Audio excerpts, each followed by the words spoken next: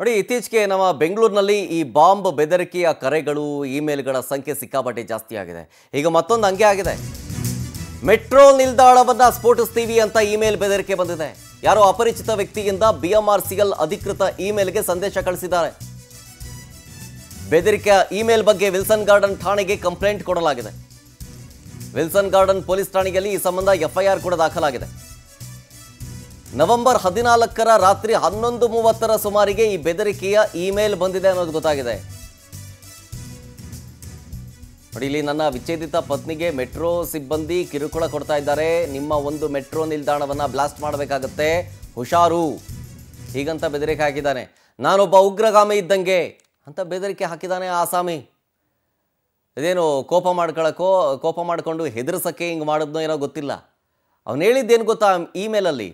ನನ್ನ ವಿಚ್ಛೇದಿತ ಅಂದರೆ ಡಿವೋರ್ಸ್ಡ್ ಪತ್ನಿಗೆ ನಿಮ್ಮ ಮೆಟ್ರೋ ಸಿಬ್ಬಂದಿಗಳು ಕಿರುಕುಳ ಕೊಡ್ತಾ ಇದ್ದಾರೆ, ನಿಮ್ಮ ಒಂದು ಮೆಟ್ರೋ ನಿಲ್ದಾಣವನ್ನು ಬ್ಲಾಸ್ಟ್ ಮಾಡಬೇಕಾಗತ್ತೆ, ಹುಷಾರ್, ಹೀಗಂತ ಬರೆದಿದ್ದಾನೆ ಆ ಇಮೇಲ್ನಲ್ಲಿ.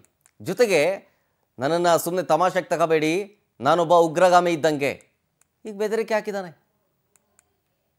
ಟಾರ್ಚರ್ ಕೊಡ್ತಾ ಇದ್ರಂತೆ ಅವರ ವಿಚ್ಛೇದಿತ ಪತ್ನಿಗೆ. ನೋಡಿ, FIR ಪ್ರತಿಯನ್ನು ಗಮನಿಸ್ತಾ ಇದ್ದೀರಿ, ಇಲ್ಲಿ ಕಂಪ್ಲೇಂಟ್ ಕಾಪಿ FIR ಪ್ರತಿ ಅದು. ಅದನ್ನು ಬರೆದಿದ್ದಾನೆ, ಕ್ಲಿಯರ್ ಆಗಿ ಮೆನ್ಷನ್ ಮಾಡಿದ್ದಾನೆ ನಾನು. ನನ್ನ ವಿಚ್ಛೇದಿತ ಪತ್ನಿಗೆ ನಿಮ್ಮ ಮೆಟ್ರೋ ಸಿಬ್ಬಂದಿ ಕಿರುಕುಳ ಕೊಡ್ತಾ ಇದ್ದಾರೆ ಅಂತ. ಇಮೇಲ್ ಬಂದಿರೋದು ಯಾವಾಗ? ನವೆಂಬರ್ 14ನೇ ತಾರೀಕು. ಕೇಳ್ತೀನಿ ಇದ್ರ ಬಗ್ಗೆ ಇನ್ನಷ್ಟು ಮಾಹಿತಿ ನಮ್ಮ ಪ್ರತಿನಿಧಿ ವೆಂಕಟೇಶ್ ಹತ್ರ. ವೆಂಕಟೇಶ್, ಈ ಬೆದರಿಕೆ ಇಮೇಲ್ ನೋಡ್ತಾ ಇದ್ರೆ ಇದು ಹೆದರ್ಸೋದಕ್ಕಷ್ಟೇ ಕಳಿಸಿರೋ ಥರ ಕಾಣಿಸ್ತಾ ಇದೆ.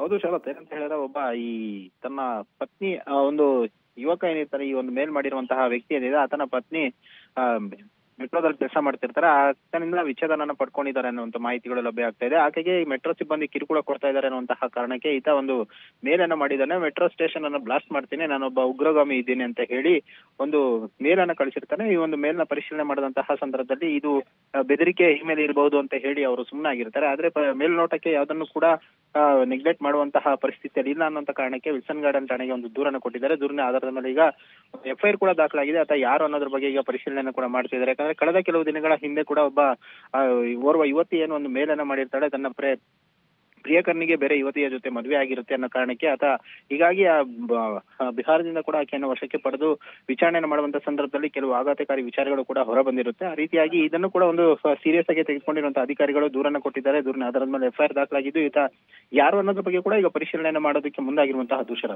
Okay, thank you Venkatesh.